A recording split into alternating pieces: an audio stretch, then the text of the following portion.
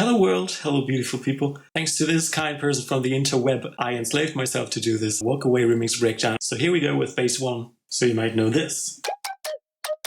And I stretched it with a generic algorithm to this.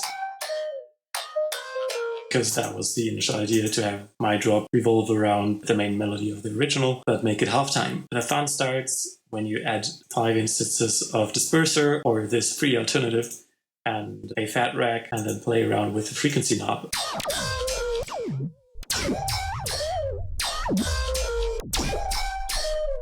And you can get really fun results with that, and also quite interesting low end, but in the end I decided to replace the low end with a separate sub. Bass 2 kind of follows the same principle, but instead what's going through the disperser and the fat rack is some stereo noise, and then distorting that with a saw wave with this EQ on. And yeah, you can already hear it's being dispersed a lot. So distortion gives it this gritty high end, and then the disperser will turn all those grids into tiny lasers. And then when you move around the frequency, you get very fun results again.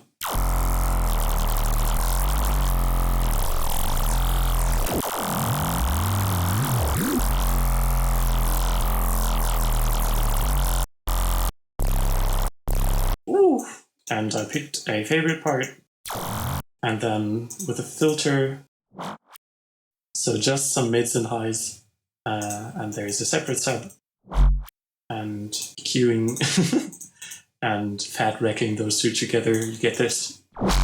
Now here's the actual separate sub I did for the other one. It has the exact harmonies as most of Eliminate's songs subs, and there's some downsampling.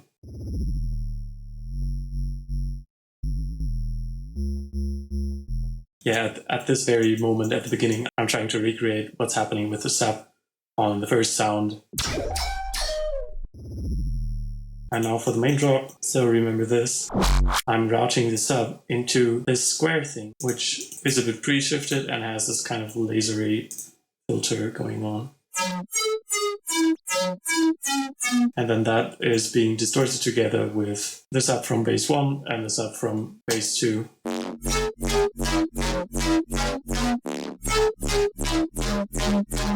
There's some pitch automation here. And then just 2 notes playing at the same time. It's all about the resampling. Look at this. There's some soothe on it. Another fat rack that just leaves the wannabe OTTs, Fat Filter Pro MB, and saturation on. We have a long ass reverb tail that I'm separating later to automate. And most importantly, a comp filter. And on Melodic Productions plugins, you can automate the frequency knob quite handy. By double clicking, you're gonna see a window with the different notes. I'm just automating that along with the chords.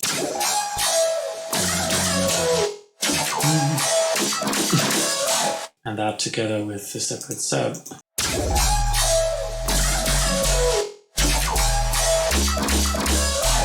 And also there's this click bass preset in Citrus.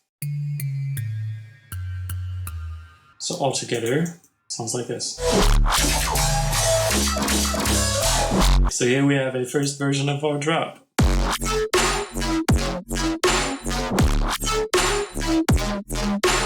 And as you can hear, that main sound is really inconsistent. You can see on the EQ how different the height of each of these fundamental notes is.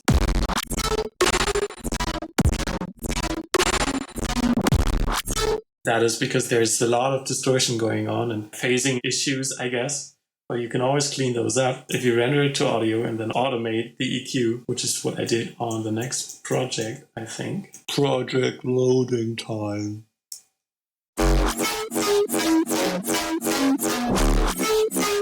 Yeah, here we go with the whole bunch of processing again. The Destroyer Camel Crusher setting. Giving it that crunchy high end and more soothe. Yeah, if you put the sharpness really high on soothe, you can get rid of those tiny peaks in the high end that have been a bit too much to my ears. By resampling that, I could just use the Stretch Pro algorithm, pitch it up an octave, and control the form and shift amount differently. So this is how that sounds.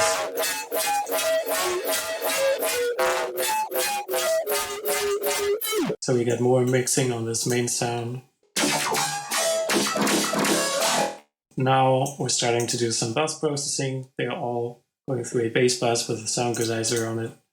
And yeah, I'm always making sure the sub volume is the same overall on the song. Now we have this gunshot with a resonator on it.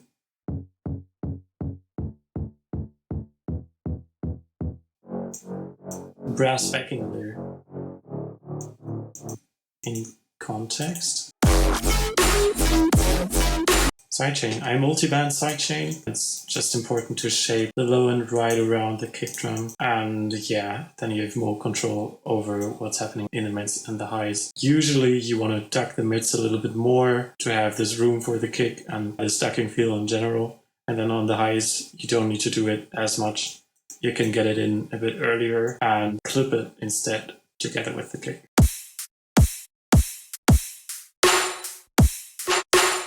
Yeah, then I have a Premaster, so I can put some effects on almost everything. And then if there are some things that don't want to go through these effects, most likely vocals, and they go through the actual master.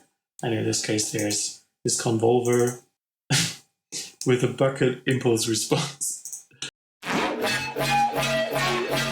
Yeah. So on drop 2, I wanted the same sounds, but stretched to twice their time, and a filter opening up from the top towards the lows and then closing down. And I do that quite often actually. When one sound is like in the middle on its peak, the other one needs to start, so I have two buses doing exactly the same. So that's what's happening here. We have a very dispersed sound, and when you stretch that with the E3 mono algorithm, you get this huge amount of lasers. Like unstretched, this sounds like this. So you can see here how it's 2 times the same thing, and there's always a filter opening up from below or above.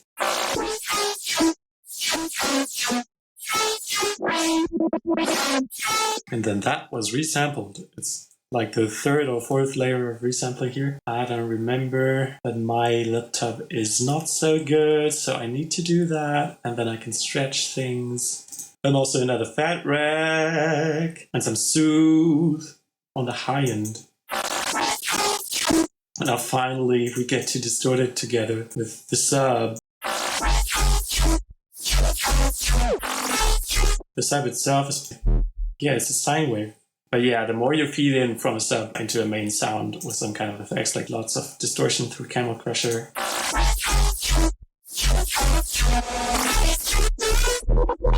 Then I ran the very second bass I talked about through Serum and made it a wavetable.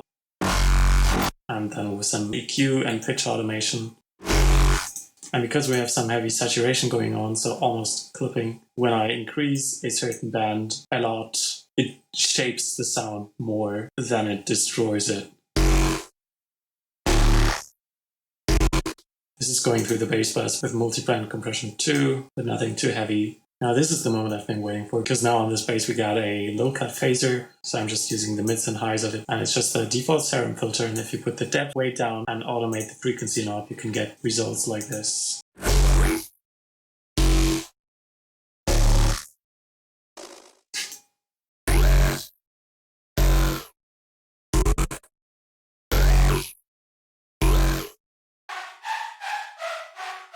We got a support layer here.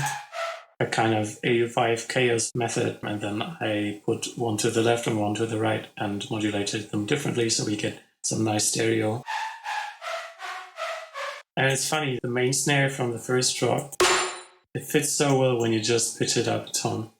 One advantage of splitting the sidechain bus into 3 bands is that you can automate the band level of one of those.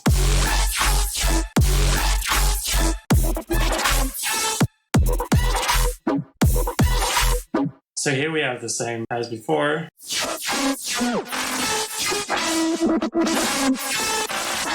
But with some ducked delay. It's just one delay and it's being ducked whenever the main sound plays. It feels more compressed. Also there's this teeny tiny octave layer. Kind of sounds stupid on its own. But yeah, the power of resampling. You can just, pitch it up an octave. Woo! And then I put the vocal through that very loud fat rack chain.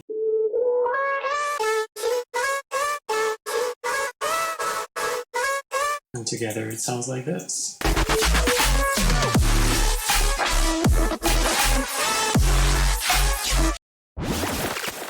So if you put grow speed, the time manipulation plugin on FL Studio, to the Premaster and then put a shape kind of like this, then it makes it sound like this.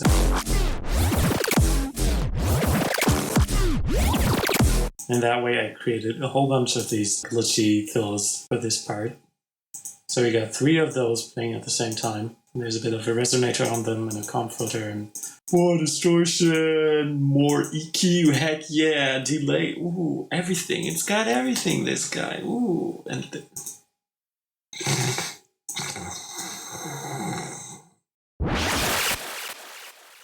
heck yeah, tiny offbeat chant. In the build too, we got this grease bass, is what I called it. It's got probably the most automations on it. I don't remember where this wavetable came from. I'm just using the lows of it and then adding high end again with some multi-crush. Yeah, it's just some, you know. So one lo-fi instance adds like this high end at this one particular space. So if you add like 7 at different spaces and then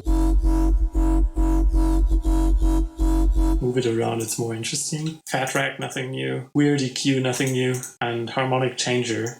So on these low notes, I split the bands, but in a way so that the midsection is just a tiny bit around this harmony and then pitching around this section with a frequency shifter.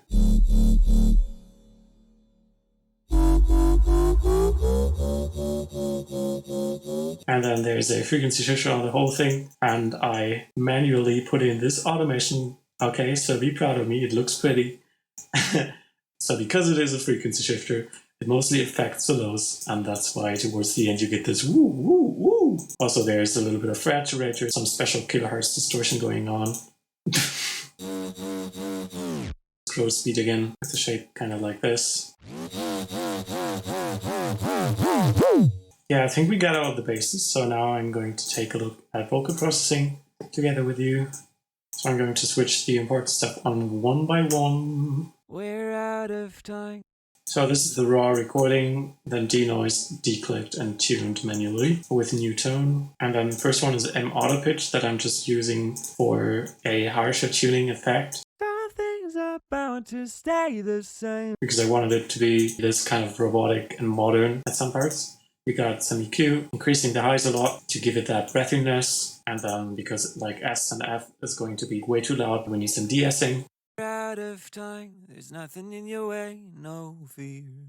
And we got some compression afterwards with a preset called Aggressive from Pro C that I use. Out of time, there's nothing in your way, no fear. Taming the loud sections of the vocal. We got some Saturn for this distorty effect I'm using in some of the sections. About to stay the same. So if you put saturation on everything together, you will have this kind of grid on the high end, depending on how low your lowest note goes. And I wanted to avoid that, and I wanted more of this kind of noisy high end. So that's why I always saturate the vocals. Split bands around here. Nothing's about to delay, nothing special. Nothing's about to stay the same. Very stereo. Got comment reverb with a lovely vocal setting. Whoa. We're out of time. There's nothing in your way. No fear. And then a factor reverb has, if you pull it all the way to the side, for instance, this last note I sang will create this huge reverb tail that is then faded in to be louder and louder. And creates some tension. So with saturation going on, it makes sense to cut the lows again. And also I'm boosting the highs a bit again. And we got some strong sound equalizer on this one for this very modern sound again. Something's about to stay the same. Now we can finally get to those radio bits, is what I call them. So we got the same processing as before, plus some very strong distortion, this radio EQ and ozone imager to boost the width. And a lot of delay happening too. And yeah, sound equalizer again. And on the vocal bass, I'm using my Patra radio Fi. So in the intro, this is what it sounds like. Without it. Yeah. And we got some soothe. But yeah, with Sooth you gotta be careful on vocals, so it's just getting rid of some small resonances. And also we got some harmonies, where I'm taking out the lows and a bit of the highs, and each on their own they have a stereo enhancer that is doing the Haas effect, so a phase offset between left and right channel. On the other one is the other way around, and the third one has 50% wider on 200%. I don't know why, but it sounds better than just 100% to my ears. Yeah, together they sound like this.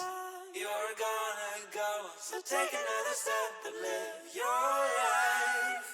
Some things are bound to stay the same. You're gonna go, so take another step and live your life. Some things are bound to stay the same. And again, creating this huge reverb tail from that final note from the second verse. And here you can see how I'm switching on and off the auto pitch, because I wanted that tiny jump in the vocal to be there or not. So that's a one-by-one decision that happens separately from the actual tuning. Other than that, we only get some reverse reverb tails. So what sometimes will happen is that the recording sounds different on some parts than on other parts, because you're moving around the mic too much, and if I want to use that take anyway, then you can just automate an EQ at those particular positions. So without it, it sounds like this. There's nothing I can do, we both know. But with it, there's nothing I can do, we both know. Sounds cleaner to my ears. Alright, so let's go through some more random sounds from the song that might be interesting. It's fun what you can achieve if you stretch a sample to like oblivion. This is the original one, and then in the intro I've used it like this.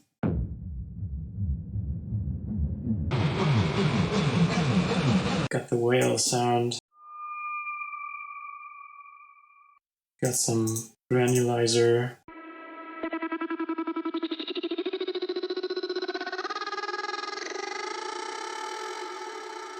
One of my very favorite free things is this Shivering Waves library. Thank you for the info. You can load it up in Decent Sampler.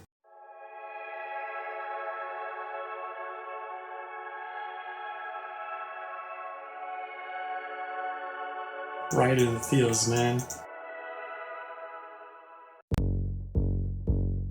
Here we got the bass plug from the stems.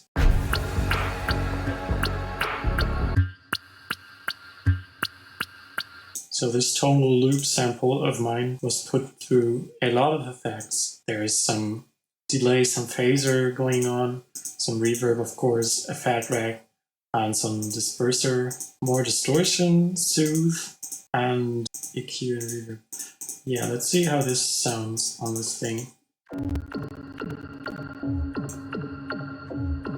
And then later on, I'm just using the very highs of it.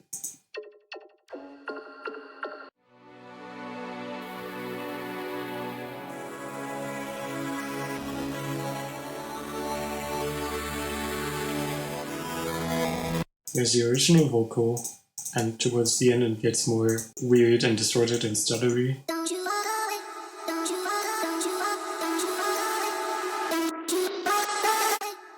And I put this radio-fi thing I made in Patcher on the drums here, which is distortion, some small room reverb, and this radio-shaped EQ.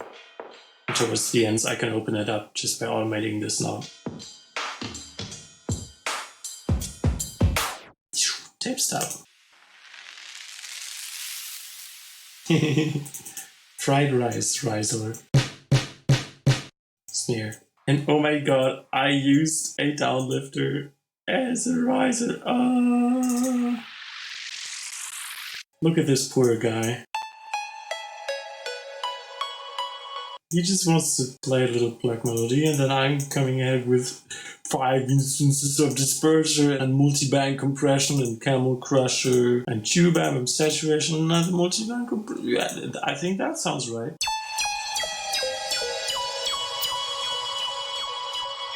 Alright, and that's gotta be everything interesting about this song from my perspective. I hope you enjoyed this, and yeah, see you again sometime. Bye bye.